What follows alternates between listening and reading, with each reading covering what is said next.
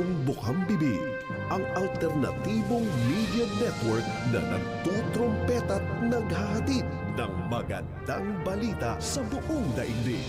SMNI, Sunshine Media Network International, where everything is possible. Higit na pinalakas, higit na pinalawak, at higit na pinakikinggan. Sunshine Radio, kapartner mo sa balita at serbisyo. DZRD Dagupan, at alternatibong radyo sa buong Pangasinan. Iba sa iba, sa iba, sa iba.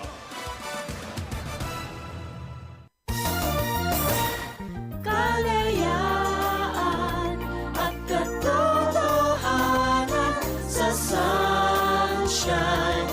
Sunshine Radio. Oras sa buong Pilipinas, alas 6:31 na ng umaga at ang oras na yan ay hatid sa inyo ng Plawan Pro at Immune Advance. SMNI Radio News Blast sa umaga. Mga balitang nag-aala ngayong umaga. SMNI Radio News Blast sa umaga. Mga nag-aalap na balita sa Pangasinan at Ilocos at sa buong Pilipinas. Mula sa DZRD 981 SMNI Radio News Center sa Dagupan City, narito ang inyong News Blasters. Headlines News Blast. At sa ulo ng ating mga nagbabagang mga balita sa ating mga regional news, Dagupan at Indonesia nagtatag ng mas matibay na ugnayan sa industriya ng bangus. Pumalik Malasike nananawagan sa publiko na magparehistro bago ang barangay at SK elections. Peso Pangasinan nagsagawa ng canbag workshop sa Lingayen. Manawag RHU nakakuha ng 93% score sa ASU Functionality Assessment ng DOH CHD1. PSA at DOLE maglulunsad ng Citizen Authentication Portal para sa tupad sa Region 1. Bagong barangay hall sa Nangkayasan sa lungsod ng Ordaneta, opisyal ng binuksan. Pinalunan lumagda ng kasunduan sa Korea para sa seasonal worker program. TESDA Ilocos Norte 100% drug-free matapos sa biglang drug testing. Veterinary Medical Mission isasagwa sa Barangay Malabago, Mangaldan ngayong araw. Sa ating mga national news, buffer stock ng langis umabot na sa 54 na araw. Ayon yan sa Malacanang. Presyo ng bigas posibleng tumaas sa 60 pesos to 62 pesos kada kilo. Ayon yan sa DA.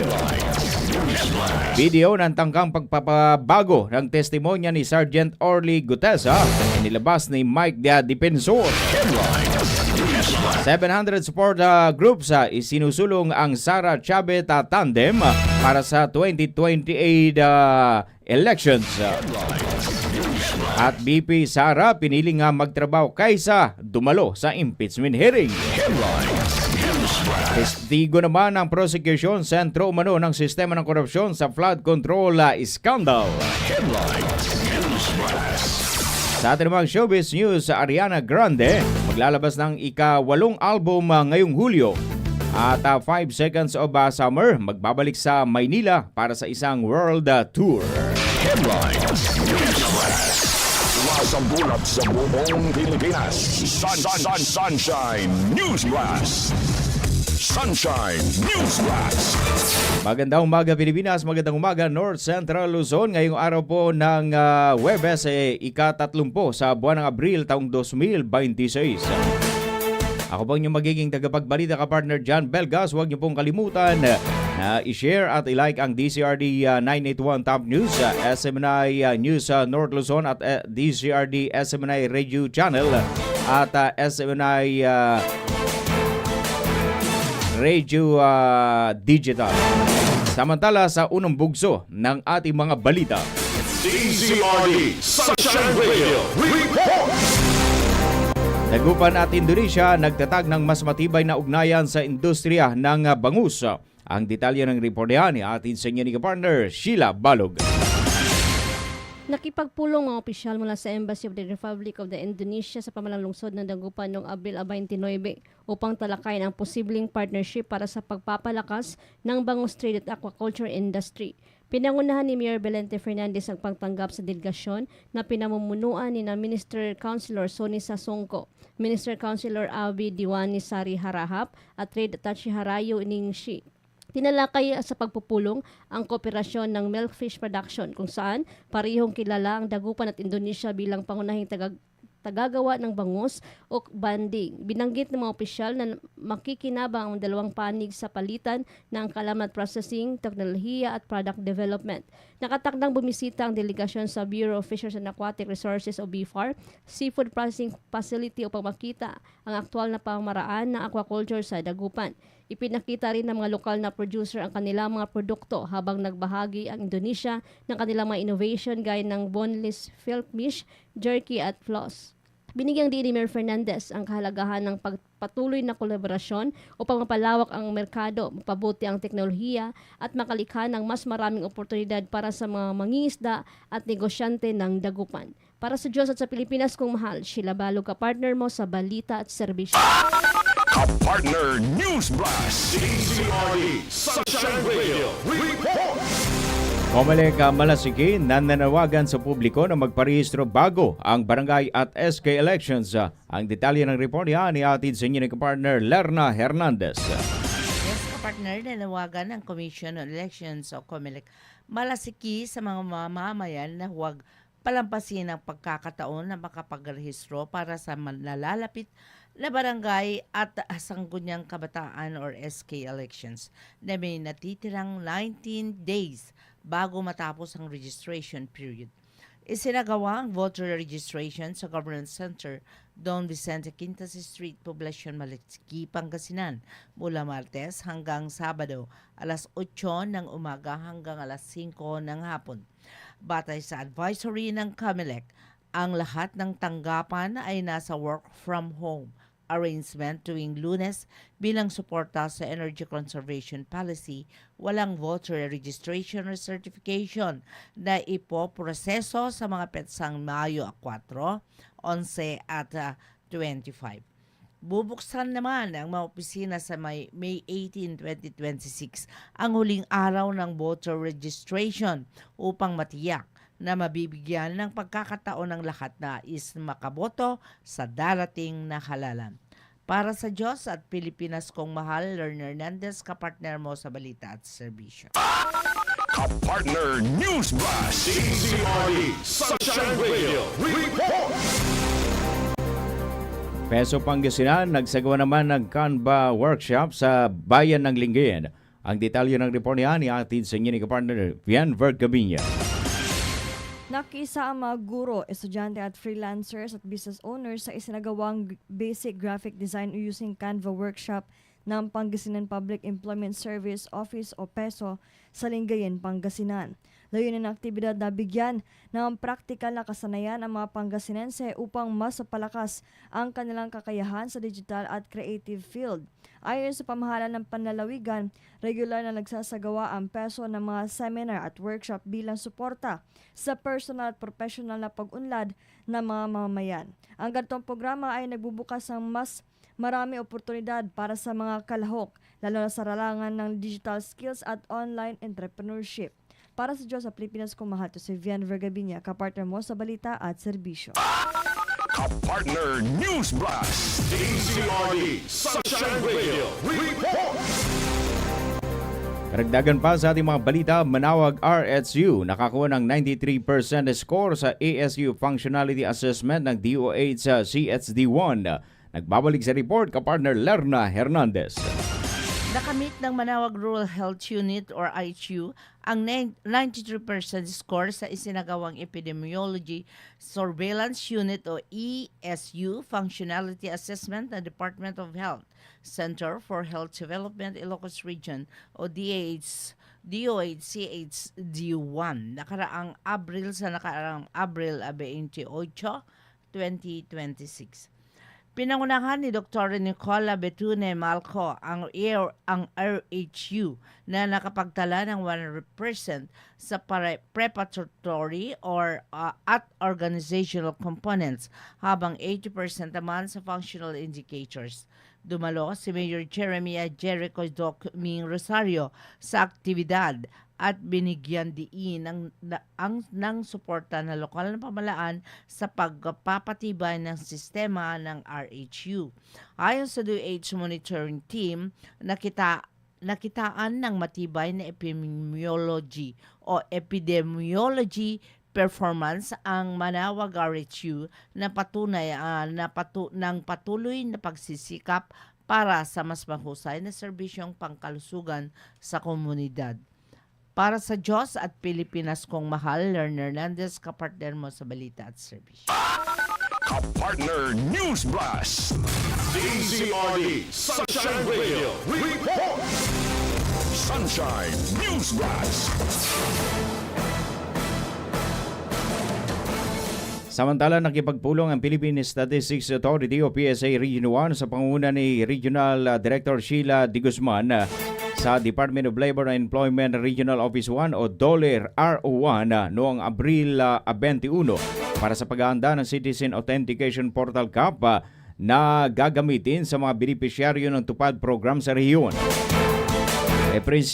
Iprinisinta ng PSA ang operational framework ng CAP na nakaugnay sa National ID System upang matiyak na maaasahang identity authentication ng mga aplikante. Layunin nitong mapalakas ang data integrity at matiyak na ang tulong ay maibibigay lamang sa mga lehitimong benepisyaryo. Dumalo sa pagpupulong sina DOLE RO1, Regional Director Ezekiel Ronnie Guzman, Director 4 Honorina Dayan Baga at OIC TSSD Head Susan Maynes. Kasama si PSA Registration Officer 3 Christopher Flores at NID Provincial Focal Person na magsasagawa ng region-wide orientation para sa mga tupad coordinators at frontliners. Patuloy naman na makikipagtulungan ng PSA Region 1 sa DOLE RO1 upang matiyak ang maayos na rollout ng CAP at ang pagbibigay ng mas mabilis, episyente at transparent na serbisyo sa mga manggagawa ng Region 1. Sunshine News Blast. DZRD Sunshine Radio Report. Bagong barangay hall sa Nangkayasan sa Urdaneta City, opisyal ng binuksan. Nagbabalik sa report ka-partner Sheila Balog. Opisyal nang binuksan ang bagong barangay hall ng Kayasan, Urdaneta City na nagsisilbing simbolo ng patuloy na pag-unlad, maayos sa pamamahala at mas pinahusay na serbisyo para sa mga residente. Ang proyekto ay nasa katuparan sa pamamagitan ng pamalang lungsod ng Urdaneta sa ilalim ng pamumuno ni Mayor Julio Rami F. Paraino III at Vice Mayor Jimmy Jing D. Paraino. Ang bagong gusali ay magiging sentro ng serbisyo publiko at pagkakaisa na magbibigay daan sa mas epektibong pagtugon sa pangailangan ng komunidad. Nagpasalamat ang lokal na pamahalaan sa lahat na naging bahagi ng proyekto at nanawagan na ipagpatuloy ang sama-samang pagsuporta para sa patuloy na pag-unlad ng barangay. Para sa Diyos at sa Pilipinas kong mahal, Sheila Balog, ka-partner mo sa Balita at Serbisyo. Kapartner News Blast. DZRD Sunshine Radio Report. Binalunan lumagda ng kasunduan sa Korea para sa seasonal worker program. Nagbabalik sa report ka-partner Vienver Gabinya. Opisyal na lumagda ang Municipal of Binalonan ng Memorandum of Understanding kasama ang Yongyang-gun, Republic of Korea para sa pagpapatupad ng seasonal worker program. Layunin ng programa na magbigay ng pansamantalang trabaho sa mga magsasaka mula Binalonan sa sektor ng agrikultura sa South Korea, partikular na sa pagtatanim, pag-aani at iba pang gawaing rural.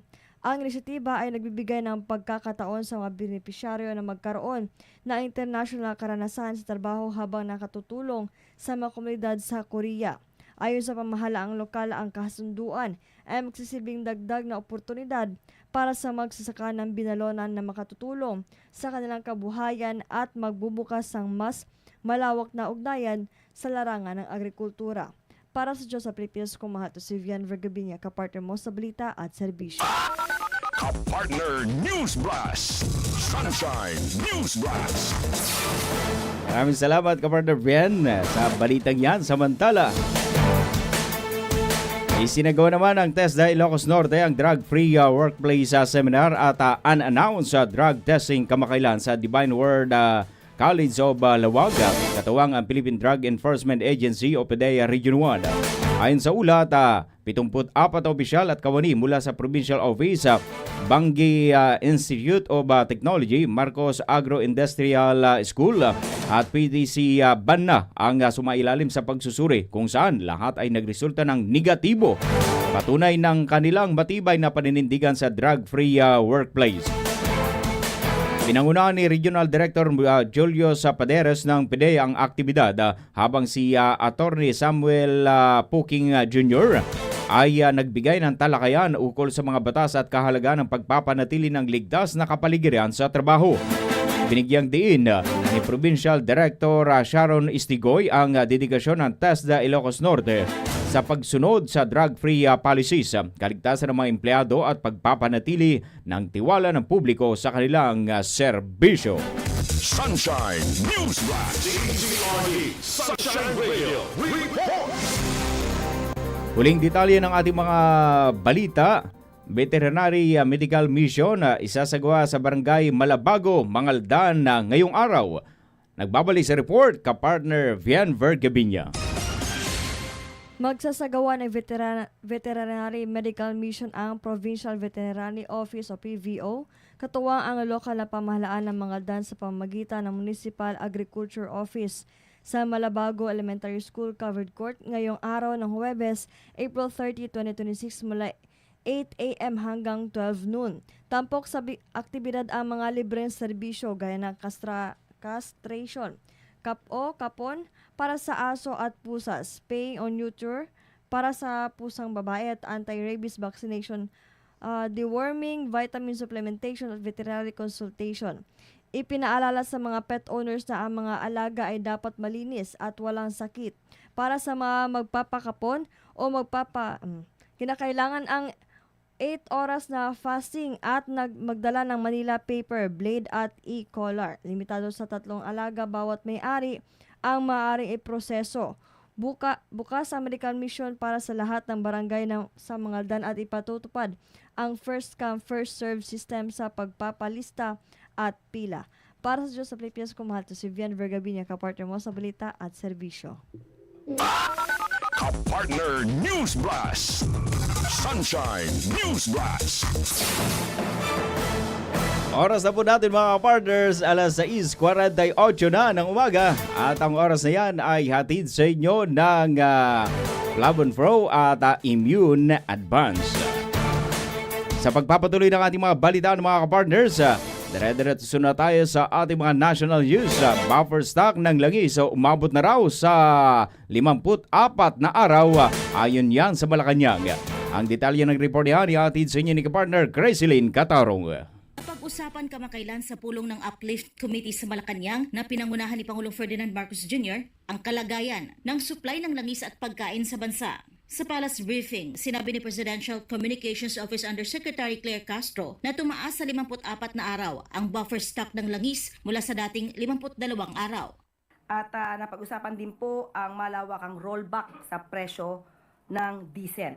Batay sa ulat ni Agriculture Secretary Francisco Chu Laurel Jr., sapat ang supply ng bigas, manok at baboy sa bansa hanggang sa katapusan ng taon. Matatandaan na noong Marso 24, nilagdaan ni Pangulong Marcos ang Executive Order No. 110 na nagdedeklara ng State of National Energy Emergency dahil sa umiiral na tensyon sa gitnang silangan. Pinahihintulutan ng kautosang ito ang Pangulo na magdeklara ng kritikal na kakulangan sa enerhiya at ipatupad ang Fuel at Energy Allocation Plan, pati na rin ang mga hakbang sa pagtitipid ng enerhiya. Bahagi rin ng EO ang pagpapatibay sa Uplift bilang kabuoang estratehiya ng pamahalaan upang tugunan ang epekto ng krisis sa enerhiya. Hinikayat ni Castro ang publiko na bisitahin ang opisyal na website para sa kumpletong detalye ng mga programa ng pamahalaan kaugnay ng energy emergency.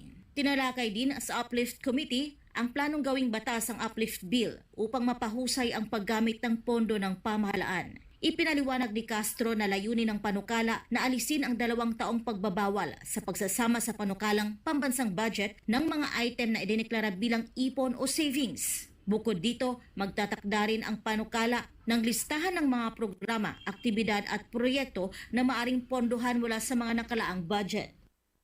Layunin din itong bigyan ng kakayahan ang pamahalaan na magamit ang unreleased appropriations at unobligated allotment mula sa fiscal year 2025 GAA at ang unreleased appropriations mula sa fiscal year 2026 GAA.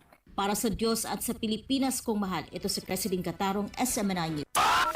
Ka-partner News Blast. DZRD Sunshine Radio Report. Video ng tangkang pagpapabago ng testimonya ni Sergeant Orly Gutesa inilabas ni Mike Defensor. Ang detalye ng report niya ni atid sa inyo ni kapartner MJ Mondihar. Sabihin mo anong nangyari doon para may report namin. Boses umano yan ng misis si Sergeant Orly Gutesa mula sa video na inilabas si dating Congressman Mike Defensor sa Pandesal Forum sa Quezon City. Sa video, mistulang may pinaamin kay Gutesa kaugnay ng kanya naging pahayag sa Senate Flood Control Probe noon, partikular sa umano'y deliveries ng pera sa bahay ni former Speaker Martin Romualdez. Binigyan ako ng nakakakaw tapos pinasa ko yung statement na may mga sinigit sila na hindi matotoo na inininigit nila si Maglinda pati si Defensor na sinabi nila nun sa statement na pinanakuhan ako ng pera, babayaran ko.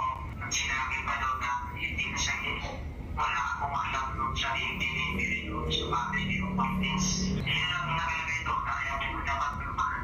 Ayon kay Gutesa, may mga ipinasok umanong detalye sa statement na hindi niya sinabi, kabilang ang alegasyon na binayaran siya na Defensor at Senator Rodante Marcoleta para magsalita sa Senado. Layunin raw nito na ipabago ang kanyang naunang salaysay tungkol sa unang delivery ng pera sa bahay ng dating Speaker.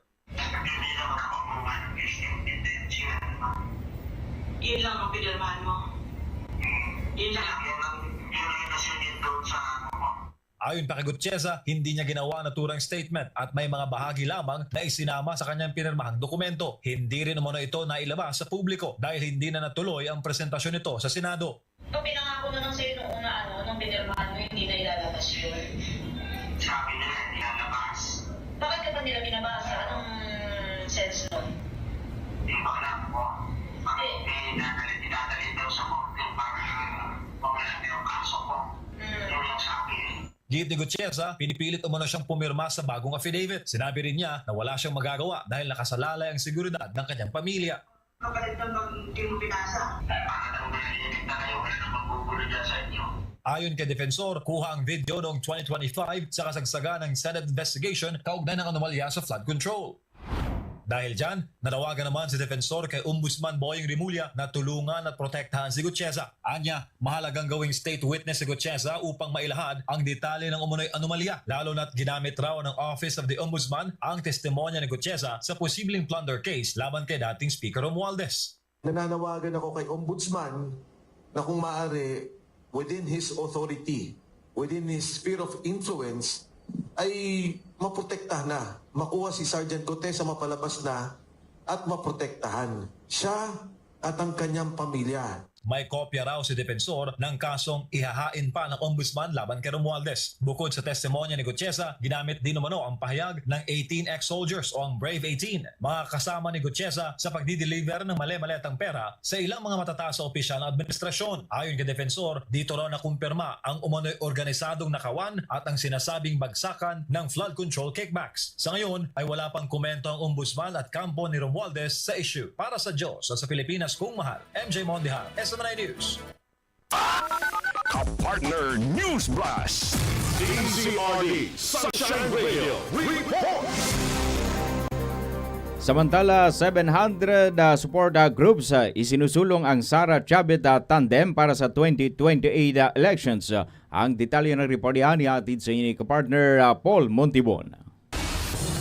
Opisyal nang inilunsad sa Quezon City ang Sara Chavit 2028 Nationwide Caravan Grand Launching na pinangunahan ng iba't ibang support groups bilang simula ng pagpapalawak ng kampanya sa iba't ibang rehiyon ng Pilipinas. Sa inisyatiba, inilalatag ang posibleng tandem ni Vice President Sara Duterte bilang Pangulo at ni dating Ilocos Sur Governor Chavit Singson bilang Vice Presidente sa 2028 elections. Ayon sa mga nagsusulong, umaabot sa 700 organisasyon mula Luzon, Visayas at Mindanao ang nagpahayag ng suporta na itinuturing nilang indikasyon ng lumalakas na panawagan para sa naturang tambalan. Ang movement na ito ay composed ng 700 groups, parallel groups ang sumusuporta po dito sa na to. So kabilang na dito ang kilusan ng mga bagong leader sa Pilipinas Incorporated na composed nito ay nasa more than 10 million members kami na sumuporta noon kay Bongbong Marcos. Now nasa Sara Duterte na ang organisasyon na ito. Iginit ng grupo na isinusulong ng kanilang tandem ang maayos at mahusay na serbisyo publiko na nakatuon sa pagkakaisa, kaayusan at pagbawas ng pagkakawatak-watak sa politika. This is not a matter of na kung gaano ang bilang o dami. Ito po, ang magkukumbinsi po kasi sa ating mga mamamayang Pilipino para magboto ng tamang kandidato ay ang nararanasan natin ngayon na sobrang kahirapan. Kaya sila mismo ay magkukumbinsi na mag-allow ng tamang kandidato.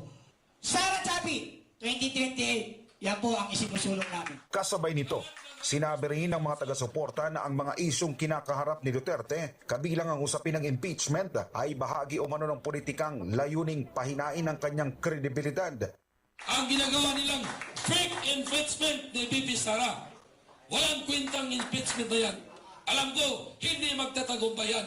Ang kasamaan, hindi magtatagumpay laban sa magandang asal po ng tao. Gayunman, aminado ang mga grupo na wala pang opisyal na pahayag mula kina Duterte at Singson hinggil sa anumang planong pagtakbo sa 2028 elections. Sa kabila nito, tuloy ang kanilang karavan at pagpapalawak ng suporta sa iba't ibang sektor habang patuloy na lumalakas ang diskusyon sa maagang paghahanda para sa 2028 polls. Patuloy na minomonitor ang naturang inisyatiba habang hinihintay ang magiging opisyal na pahayag ng dalawang personalidad kaugnay sa 2028 elections. Para sa Diyos at sa Pilipinas kung mahal, nag-uulat Paul Montebon, SMNI News. Ka-partner News Blast. DZRD Sunshine Radio Report. Huling detalye ng ating mga national news, BP Sara piniling magtrabaho kaysa dumalo sa impeachment hearing. Ang detalye ng report niya ni atid sa inyo ni partner Jason Rubrico.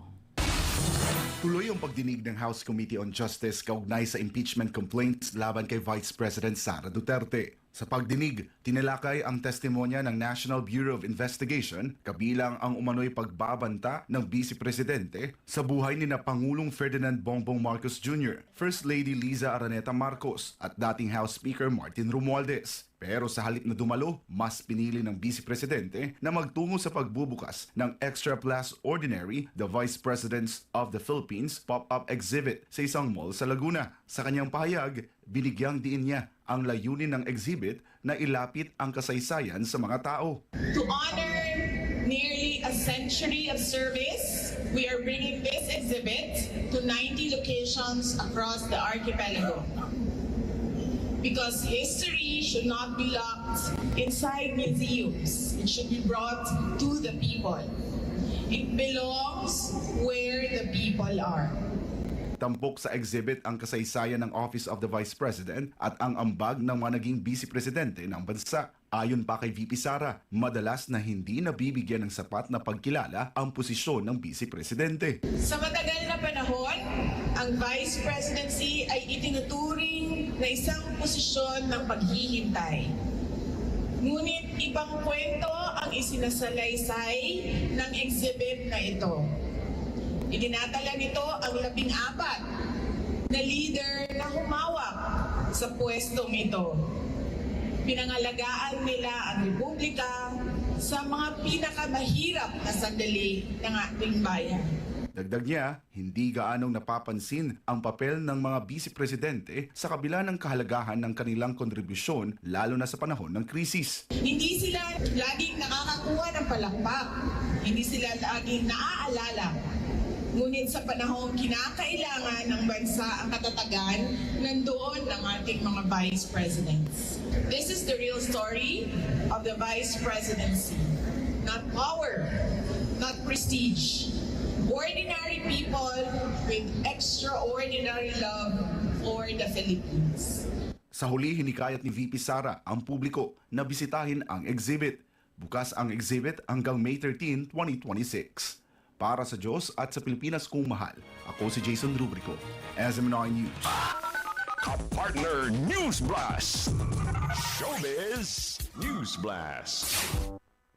Sa atin namang Showbiz News, mga kapartners, sa Ariana Grande maglalabas ng ika-8 album ngayong buwan ng Hulyo at 5 Seconds of Summer magbabalik sa Maynila para sa isang world tour. Ang detalye ng report yan iatid sa inyo ni kapartner Stella Maris. Matapos ang ilang linggong pang-aasar online, opisyal nang inanunsyo ni Ariana ang kanyang bagong album sa pamamagitan ng pag-post ng cover art at release date sa social media.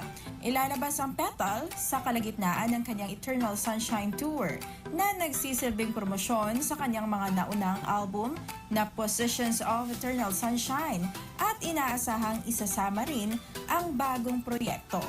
Kapansin-pansin sa black and white cover art ang bagong imahe ng singer kung saan hindi niya suot ang kanyang signature ponytail, hudyat ng posibleng bagong era sa kanyang karera. Ayon sa teaser ng Spotify, inaasahang maglalaman ng 12 tracks ang album. Inilarawan ni Ariana ang Petal bilang isang proyektong punong-puno ng buhay at paglago sa gitna ng mga hamon. Muli rin niyang makakatrabaho ang producer na si Ilya Salmanzadeh na naging katuwang niya sa Eternal Sunshine na naglabas ng mga kantang Yes and, We Can't Be Friends, Wait for Your Love at The Boy Is Mine. Bukod sa kanyang music career, kilala rin si Ariana sa kanyang mga proyekto sa telebisyon at pelikula tulad ng Victorious at Wicked. Nakatakda rin siyang lumabas sa mga susunod na proyekto kabilang ang Fucker-in-Law at bagong season ng American Horror Story. Samantala, inanunsyo ng international pop rock band ang kanilang inaabangang pagbabalik sa Manila bilang bahagi ng kanilang world tour na sumusuporta sa kanilang ika-6 na studio album na Everyone's a Star. Sinimulan ang tour noong March 26, 2026 sa SSE Arena Belfast at umikot sa Europe, North America, Oceania at South America bago tuluyang isama ang Asia sa tour stops. Makakabili ng tickets na may presyong mula 3,150 hanggang 10,850. Magsisimula ang artist pre-sale sa May 5. Susundan ng iba pang pre-sale events, habang ang general sale ay magsisimula sa May 8 sa pamamagitan ng SM Tickets. Huling nagtanghal ang banda sa Pilipinas noong 2019 sa isang intimate show matapos ang kanilang unang pagbisita noong 2016 para sa Sounds Live, Feels Live Tour. Kilala ang 5 Seconds of Summer sa kanilang mga hit songs tulad ng She Looks So Perfect at Young Blood na patuloy na minamahal ng kanilang fans sa buong mundo, kabilang ang kanilang solid fan base sa Pilipinas. At yan ang hatid namin sa inyo na Showbiz News. This is Stella Maris, kapartner nyo sa Showbiz Chikahan. Partner News Blast. Ang salita ng Ama sa pamamagitan ng hinirang na anak ng Diyos, Pastor Apollo C. Quibloy. Gawin mo ang tama, ipagtanggol mo ang tama, ialay mo ang iyong buhay para sa tama.